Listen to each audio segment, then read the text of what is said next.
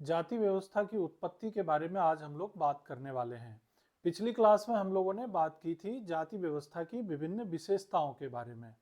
तो जाति व्यवस्था की उत्पत्ति के बारे में यह निश्चित रूप से कहा जा सकता है कि इसकी उत्पत्ति भारत में ही हुई है और भारत में उत्पत्ति जरूर हुई और इसके बारे में कई तरह के सिद्धांत भी प्रतिपादित किए गए, जिनमें से सबसे पहला सिद्धांत है प्रजातीय सिद्धांत यानी कि रेशियल थ्योरी। रेशियल थ्योरी के प्रमुख जो समर्थक हैं उनका नाम है हर्बर्ट रिजले और डीएन मजूमदार। हर्बर्ट रिजले और डीएम मजूमदार के साथ साथ जीएस घुरिये और एनके दत्ता ने भी उनके विचारों का समर्थन किया है। आखिर रिजले कहते क्या हैं? तो रिजले साहब ये कहते हैं कि हमारे देश में यानी कि भारत में आर्य लोगों का आगमन हुआ। तो जनरली हम लोग हिस्ट्री में पढ़ते हैं कि भाई कोई कहते हैं सेंट्रल एशिया से आए, कोई कहते हैं तिब्बत से आए, तमाम तरह के विचार हैं इसके बारे में। तो हम अभी उसमें नहीं जाएंगे, सिर्फ इतना बताने की कोशिश कर रहे हैं कि जो आर्य थे वो भारत में आए और जब भारत आए तो उनका संघर्ष हुआ द्रविड़ों के साथ और इस तरह से आर्य और द्रविड़ों के बीच संघर्ष हुआ और इस संघर्ष में आर्य विजयी हुए। तो स्वाभाविक सी बात है कि जो विजयी होगा उसका सामाजिक रूप से उसका स्तर क्या हो जाएगा? ऊंचा होगा। तो आर्य क्या हो गए कि भारतीय सामाजिक व्यवस्था में उस समय की तत्कालीन सामाजिक व्यवस्था में उच्च स्तर पर माने गए और द्रविड़ों का स्तर क्या हो गया? निम्न हो गया। अब चूंकि ये माना जाता है कि जो आर्य थे वो भारत के बाहर से आए थे या सेंट्रल एशिया के किसी क्षेत्र से आए थे और जब द्रविड़ों के साथ संघर्ष हुआ उस संघर्ष में आर्यों की जीत हुई और इस प्रोसेस में, इस पूरी प्रक्रिया में यह भी देखा गया कि उनके पास स्त्रियों की कमी थी, यानी महिलाएं जो थी वो आर्यों के साथ कम थी, यानी उनके पास कम संख्या में स्त्रियां थी। अब इसका इफेक्ट क्या हुआ? तो इसका इफेक्ट ये हुआ कि जो आर्य पुरुष थे वो द्रविड़ स्त्रियों से विवाह करने लगे, यानी कि जो उच्च प्रजाति के लोग थे उन्होंने निम्न प्रजाति के लोगों से विवाह करने की परंपरा की शुरुआत कर दी और इसे कहा गया अनुलोम विवाह। इस विवाह की प्रणाली को अनुलोम विवाह कहा गया, लेकिन धीरे धीरे इस प्रक्रिया में कुछ बदलाव भी आए। अब हमेशा अनुलोम विवाह का पालन हो यह जरूरी नहीं था। तो क्या हुआ कि कभी कभी द्रविड़ पुरुष जो थे वो आर्य स्त्रियों से भी विवाह करने लगे। इस प्रक्रिया को कहा गया प्रतिलोम विवाह और इस तरह से क्या हो गया? रक्त मिश्रण। रक्त मिश्रण से जो समूह का निर्माण हुआ वही धीरे धीरे जाति के रूप में परिवर्तित हुई और एक समूह में खान पान के नियम, विवाह के नियम, सामाजिक संपर्क के नियम, व्यवसाय के नियम, ये सब अलग अलग होने लगे। थोड़े थोड़े अंतर उनमें पाया जाने लगा और उस डिफरेंस को जाति के रूप में परिभाषित किया गया। तो एक सिद्धांत तो यही हो गया जो अभी हमने आपको बताया। उस सिद्धांत का नाम है प्रजातीय सिद्धांत और इस सिद्धांत को दिया हर्बर्ट रिजले और डीएन मजूमदार ने। और उसके बाद हमने आपको अगले सिद्धांत के बारे में बताना चाहते हैं और यह सिद्धांत है परंपरागत सिद्धांत। इंग्लिश में कहते हैं ट्रेडिशनल थ्योरी। अब ट्रेडिशनल थ्योरी का जो स्रोत है वो है हमारा वेद, हमारा उपनिषद, हमारी गीता, महाभारत, स्मृतियां। यहां पर वर्ण से संबंधित सिद्धांतों पर हम लोग बात करते हैं। अब वर्ण का जो पहला सिस्टमेटिक विधिवत उल्लेख है वो कहां मिलता है? तो ऋग्वेद के पुरुष सूक्त में मिलता है। इसके साथ ही साथ हमारी जो पारंपरिक जो व्यवस्था है, क्योंकि परंपरागत सिद्धांत है, तो पारंपरिक जो व्यवस्था है उसमें कहा गया है कि ब्राह्मणों की उत्पत्ति जो है वो ब्रह्मा के मुख से हुई, जो क्षत्रियों की उत्पत्ति जो है वो ब्रह्मा की भुजाओं से हुई, वैश्य जो जाति हैं उनकी उत्पत्ति ब्रह्मा के उदर से हुई और शूद्रों की उत्पत्ति जो है ये ब्रह्मा के पांव से हुई। ठीक, इन सब बातों की जानकारी हमें मनुस्मृति में भी मिलती है, मनुस्मृति में भी मिलती है और ऋग्वेद के पुरुष सूक्त में भी जानकारी मिलती है कि भाई जो हमारे समाज में उस समय जो ऋग्वैदिक समाज था उस समय 4 वर्ण थे। तो इससे जाति की उत्पत्ति कैसे हुई?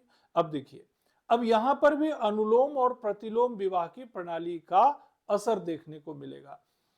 कुछ वर्ण जो थे उनको ऊंचा माना जाता था, जैसे ब्राह्मण हो गए, क्षत्रिय हो गए, वैश्य हो गए, थोड़े उच्च वर्ण के हो गए, ब्राह्मण सबसे उच्च वर्ण के हो गए, फिर क्षत्रिय हो गए, फिर वैश्य हो गए और शूद्र हो गए। लेकिन ये बात जरूर ध्यान रखना है कि वर्ण का जो विभाजन था वो कार्यों के आधार पर था, वर्क के फंक्शंस के आधार पर था। लेकिन इसके बावजूद भी थोड़ी बहुत उच्चता निम्नता का प्रभाव इसमें भी जरूर देखा गया होगा। इसी कारण से क्या हुआ कि यहां पर जैसे ब्राह्मण पुरुष हैं, उन्होंने क्षत्रिय स्त्रियों से विवाह किया, तो ये एक तरह का अनुलोम विवाह हो गया। क्षत्रिय पुरुष हैं, उन्होंने वैश्य स्त्री से विवाह किया, ये भी अनुलोम विवाह हुआ। अगर वैश्य पुरुष है, शूद्र स्त्रियों से विवाह किया, ये भी अनुलोम विवाह है। तो अनुलोम विवाह की परंपरा का प्रचलन था, यानी एक ब्राह्मण पुरुष किसी वैश्य स्त्री या किसी अन्य वर्ण की स्त्रियों से विवाह कर सकते थे, तो उन्हें अनुलोम विवाह कहते थे। लेकिन धीरे धीरे इस व्यवस्था का जो है उसमें कहीं कहीं इस नियम को तोड़ा भी गया या टूट गया, सामाजिक कारणों से, आर्थिक कारणों से, राजनीतिक कारणों से, कई कारण हो सकते हैं। तो जब ये टूटा तो क्या हुआ, जैसे शूद्र पुरुष किसी ब्राह्मण स्त्री से विवाह किया या वैश्य पुरुष किसी क्षत्रिय वैश्य पुरुष किसी क्षत्रिय स्त्री से विवाह किया। अब यहां पर यह जो प्रक्रिया हुई जिसमें निम्न वर्ण के लोग उच्च वर्ण के लोगों से विवाह करने लगे, तो उसको हम कहते हैं प्रतिलोम विवाह। और इस तरह से अनुलोम विवाह के अलावा प्रतिलोम विवाह के कारण जो जिन संतानों की उत्पत्ति हुई वो एक अलग कुल या अलग समूह में संगठित होते चले गए और इस तरीके से कई जातियों का निर्माण हुआ। इसे हम लोग कहते हैं परंपरागत सिद्धांत। तो यहां पर दो सिद्धांत हो गए आपके पास, पहला प्रजातीय सिद्धांत और दूसरा परंपरागत सिद्धांत। अब हम बात करते हैं तीसरी थ्योरी की, जिसका नाम है व्यावसायिक सिद्धांत, यानी कि ऑक्यूपेशनल थ्योरी। ऑक्यूपेशनल थ्योरी के समर्थक हैं नेस्फील्ड और ब्लंट। नेस्फील्ड और ब्लंट ने व्यावसायिक सिद्धांत का समर्थन किया। इनका यह कहना है कि चाहे कोई सा भी समाज हो, चाहे वो वर्ण आधारित समाज हो या उससे पहले जब आर्य और द्रविड़ जो लोग थे उनके कारण किसी समाज का निर्माण हुआ हो, हर एक समाज में लोग जीवन यापन के लिए कुछ न कुछ व्यवसाय तो जरूर करते हैं। और अगर कुछ लोग एक निश्चित व्यवसाय को लंबे समय तक करते जाते हैं तो उनमें एक तरह की समरूपता आ जाती है और इस समरूपता के कारण जातियों का निर्माण हुआ, क्योंकि वो समरूपता ने एक समूह का निर्माण किया। उस समूह के अपने खान पान के नियम बने, अपने रहन सहन के तरीके विकसित हुए, अपने विचार विमर्श के तरीके विकसित हुए और वो एक जाति के रूप में एकत्रित होने लगे। इसे कहा गया व्यावसायिक सिद्धांत। तो यहां पर नेस्फील्ड के विचार से जो जाति की उत्पत्ति भारत में हुई है वो व्यावसायिक कारणों से हुई है, ऐसा उनका मानना है। ठीक है, अब अलग अलग जो समूह थे उनके अलग अलग काम थे। अब जैसे मान लीजिए कोई मिट्टी का बर्तन बना रहे हैं तो हम उनको कुम्हार कहते हैं, है ना। कोई लकड़ी का काम कर रहे हैं तो वो बढ़ई हो गए। अगर कोई ऐसा समुदाय जो अपने जीवन यापन के लिए लोगों को पठन पाठन का काम करवा रहे हैं, पढ़ा रहे हैं, टीचिंग कर रहे हैं, है ना, पूजा पाठ करा रहे हैं, तो वो ब्राह्मण हो गए, है ना। जो लोगों की रक्षा के लिए जो है हथियार उठा रहे हैं या लोगों को प्रोटेक्ट करने के लिए थोड़े से लड़ाई कर रहे हैं, वो क्षत्रिय हो गए। तो ऐसे व्यवसाय के आधार पर एक तरह के काम करने और जीवन यापन के जो विभिन्न तरीके थे उसके कारण जिस तरह से समूह का निर्माण हुआ उस समूह को हम जाति कहने लगे। तो यहां पर एक तीसरा सिद्धांत भी आपके सामने आ गया जिसको हम कह सकते हैं व्यावसायिक सिद्धांत। और व्यावसायिक सिद्धांत के प्रतिपादक हो गए, मुख्य प्रतिपादक हो गए नेस्फील्ड और ब्लंट। अब इसके आगे चलते हैं। अगला सिद्धांत है रिलीजियस थ्योरी, यानी कि धार्मिक सिद्धांत। और धार्मिक सिद्धांत के प्रतिपादक हैं हुकार्ट और सेनार्ट।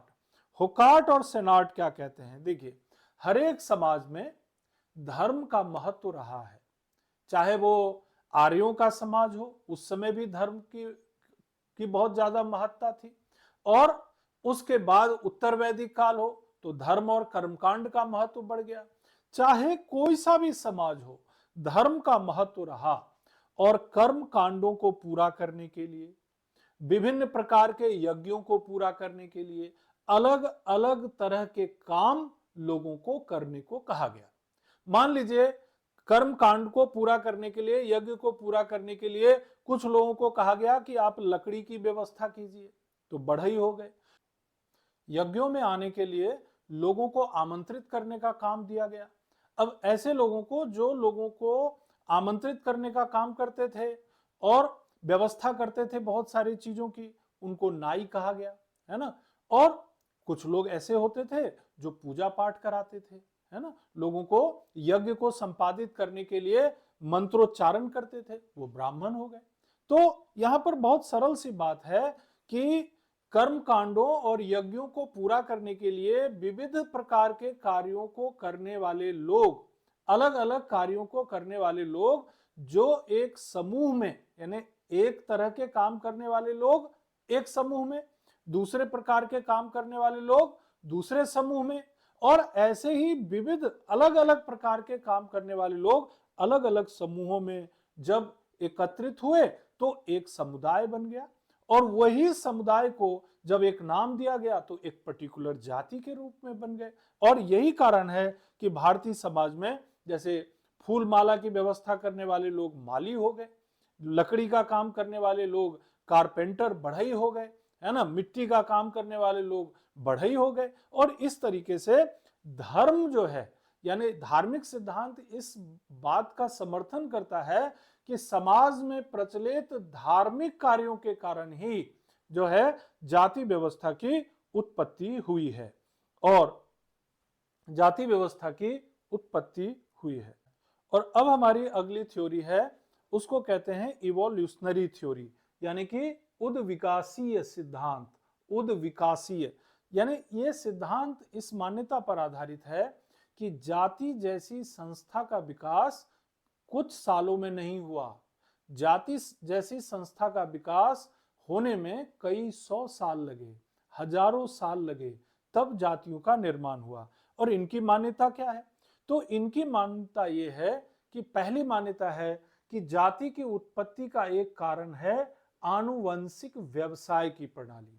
जो व्यावसायिक सिद्धांत में भी हम लोग बात कर रहे थे, उद्विकासी सिद्धांत में थोड़ा बहुत इन्होंने कहा कि देखिए, जो समाज में अपने जीवन यापन के लिए लोगों ने जो अलग अलग तरह के व्यवसाय अपनाए, वो एक कारण है। That is the one reason for the development of the caste. तो एक कारण हो गया आनुवांशिक व्यवसाय की प्रणाली। मतलब एक जो परिवार है, उसने अगर लकड़ी का काम शुरू किया तो उसके बच्चे ने भी लकड़ी का काम करने लगे, उसके बच्चे भी लकड़ी का काम करने लगे। पता चला ऐसे बहुत सारे लोग, केवल लकड़ी के काम करने वाले लोगों का समूह बन गया, एक जाति बन गई, बढ़ई, कारपेंटर, है ना। दूसरा क्या कह रहे हैं? ब्राह्मणों को स्वयं को पवित्र रखने की इच्छा तथा धार्मिक कार्यों और कर्मकांडों से संबंधित कार्य। अब जो धार्मिक सिद्धांत पढ़ा था, उसमें हमने इसी तरह की बात रखी थी कि भाई यज्ञ और कर्मकांड और धार्मिक कार्य उस समय की किसी भी समाज की एक बहुत महत्वपूर्ण विशेषता रही है, और उसमें ब्राह्मणों का महत्वपूर्ण योगदान रहा। तो इसमें इन्होंने ये बताने का प्रयास किया कि विभिन्न समाजों में जो ब्राह्मणों को स्वयं को पवित्र रखने की इच्छा और धार्मिक कर्म कांडों का जो प्रभाव था, उसके कारण से क्या हुआ कि धीरे धीरे धार्मिक कार्यों को करने के लिए जो प्रणाली विकसित हुई, उसने जाति व्यवस्था को जन्म दिया। दो कारण हो गए। उद्विकासी सिद्धांत कई सिद्धांतों को मिलाकर के एक सिद्धांत देता है। तीसरा, पुनर्जन्म और कर्म के सिद्धांत का महत्व, ये भी एक विचारधारा है कि हमारे हिंदू सामाजिक व्यवस्था में खासकर जो पुनर्जन्म है उसको हम लोग मानते हैं कि पिछले जन्म में कुछ कर्म किए होंगे, इसीलिए हम इस जन्म में ये बने, हमको हमारा भाग्य ऐसा हुआ। तो पुनर्जन्म और कर्म के सिद्धांत भी कहीं ना कहीं जाति व्यवस्था से जुड़ी हुई एक व्यवस्था है। और क्या चीज है, तो ग्रामीण सामाजिक और आर्थिक संरचना।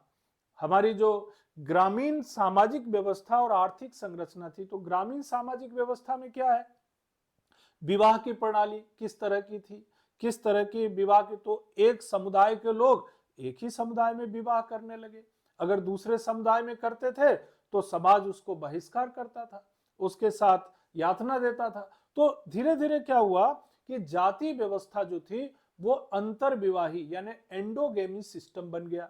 तो ग्रामीण सामाजिक व्यवस्था अपने आप में जो है वो जाति व्यवस्था को मजबूत करते चला गया।